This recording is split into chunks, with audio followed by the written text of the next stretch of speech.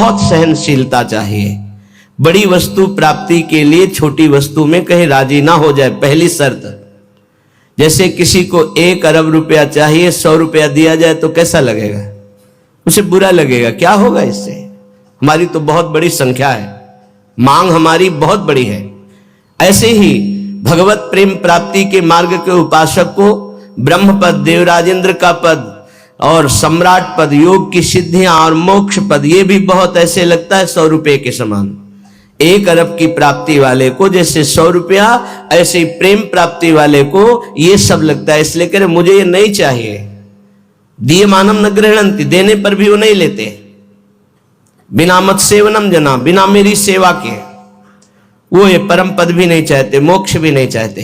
इसलिए पहले तो उपासक को यह समझना है कि हमें चाहिए क्या। भोग मिला, भोग भोग लिए, जैसी वृत्ति हुई वैसे ही चल दिए, जैसा मन आया वैसे ही क्रीड़ा कर रहे हैं। तुम्हारा लक्ष्य क्या है? प्रेम। इतना महंगा है प्रेम, प्राण दिए यह प्रेम न पइए, ऐसो महंगो आय सखीरी। तुम इतने सस्ते बिक जाते हो। रसेंद्री के भोग, जनेन्द्री के भोगों में अपना लक्ष्य भूल जाते हो। तुम प्रेम प्राप्ति कैसे कर पाओगे?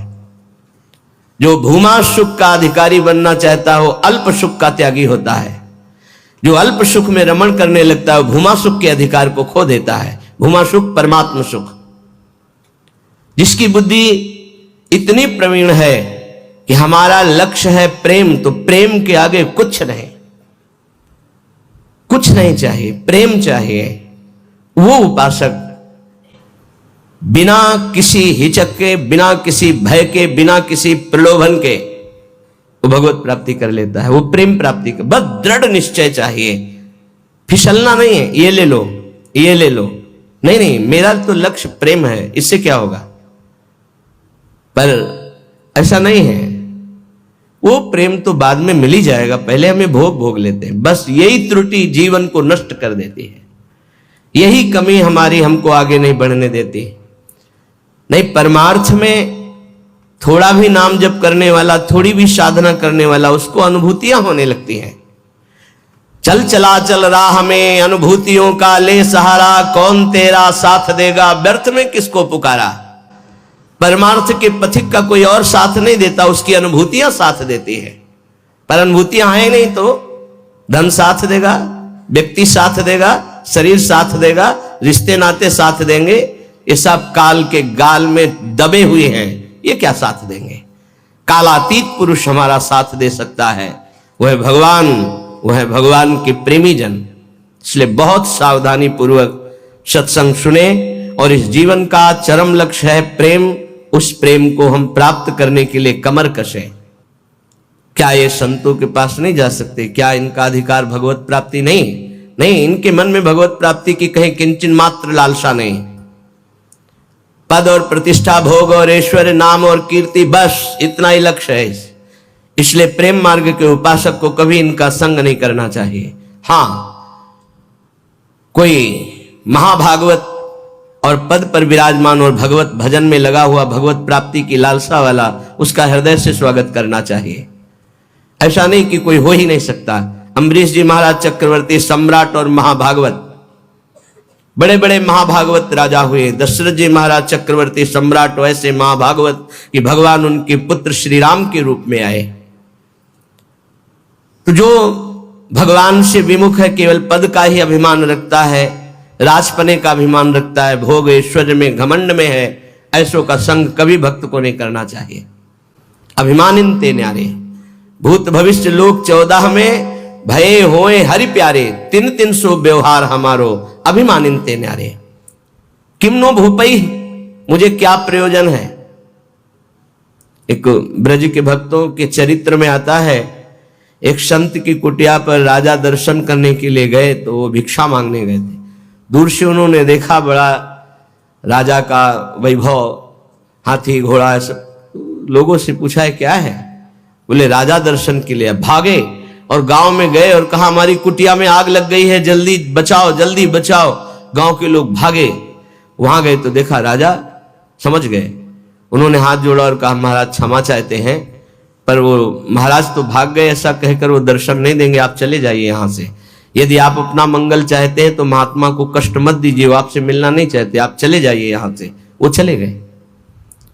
किम भूपै, मुझे क्या प्रयोजन है? जो राजपद के अभिमान में है, किसी भी पद में, उससे क्या प्रयोजन है?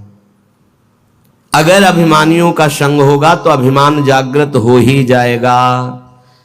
अभिमानियों का, पदाभिमानियों का संग होगा तो भगवत आश्रय छूट ही जाएगा पक्का। ले लो हमारा फोन नंबर, मैं तो आपकी आज्ञा पर चलूंगा, आप केवल फोन कर दीजिए, सब ठीक हो जाएगा। मर गया साधक। जीवन में अन्य आश्रय आना अपनी साधना से भ्रष्ट हो जाना है। एक भरोसो, एक बल, एक आस विश्वास, एक राम घनश्याम हित चातक तुलसीदास। एक ही भरोसा, एक से ही आशा, एक से ही विश्वास, एक से ही संबंध हमारा, मात्र आराध्य देव बस। अन्य का कहीं आश्रय हुआ तो उपासक गिर जाएगा, पक्का गिर जाएगा, और गिरते हुए देखा है। श्रीपाद प्रबोधानंद जी महाराज कह रहे, नु देवादि भिरवा, मुझे इन देवताओं से भी क्या प्रयोजन है? श्रीमद् भगवत गीता जी में भगवान कहते हैं, भूतों को पूजने वाले भूतों को प्राप्त होते हैं, देवताओं को पूजने वाले देवताओं को प्राप्त होते हैं। तो देवलोक स्थायी लोक नहीं है, स्वाप्निक है। देवादिभिर्वा स्वप्नैश्वर्योत्फुल्लित। जैसे स्वप्न में आप पहुंच गए, बहुत सुंदर मकान, बहुत सुंदर सुंदरियां, भोग ऐश्वर्य, जब जगे तो कुछ नहीं, ऐसे स्वप्न का विलास स्वर्ग है। एक अच्छा सुखद स्वप्न, जहां पुण्य खत्म हुए, मृत्यु लोक के विसंति, आंख खुला, कुछ नहीं। इसलिए मुझे देवताओं से भी क्या प्रयोजन है? क्या दे देंगे? क्या भगवान की प्राप्ति करा सकते हैं? क्या भगवत प्रेम दे सकते हैं? नहीं दे सकते। इसीलिए कहा गया, बड़े भाग मानुष तन पावा, सुर दुर्लभ सद ग्रंथन गावा। ये देवताओं को भी दुर्लभ है मनुष्य देव, क्योंकि इससे हम भजन करके भगवान को प्राप्त कर सकते हैं, वो नहीं। श्रीपाद कह रहे, शून्यावलंबीर, कुछ आराधना करने वाले ऐसे हैं कि शून्य की उपासना करते हैं। अरे ध्यान ही करना है तो सच्चिदानंद भगवान के नाम रूप का ध्यान करो, समय सार्थक हो जाएगा। किम वैष्णवैर्वापि, वैष्णव धाम वैकुंठ से भी हमारा क्या प्रयोजन है? ये तो सखाओं को पसंद नहीं आया। जब सखाओं ने जाना, नंद बाबा को वरुण के पार्षद ले गए थे, और श्री कृष्णचंद्र जो जब उनको मुक्त कराने के लिए गए, तो जो लोकपाल वरुण ने साष्टांग दंडवत की और अर्घ पूजा और उपासना वो नंद बाबा ने देखी। मेरे लाला को बड़े बड़े देवता लोकपाल दंडवत कर रहे हैं। और स्तुति जब की तो सुना नंद बाबा ने, तो आके ब्रजवासियों से बताया, मेरा लाला तो भगवान है। सखाओं ने कहा, क्यों कन्हैया तू भगवान है? बाबा कह रहे थे तू भगवान है। तो भगवान है तो वैकुंठ दिखा। भगवान श्री कृष्णचंद्र जो मुस्कुराए अपने भोले सखाओं की बात सुन, तो ये ब्रह्म हृदय है, स्नान करो इसमें, फिर हम तुम्हें वैकुंठ का दर्शन कराएंगे।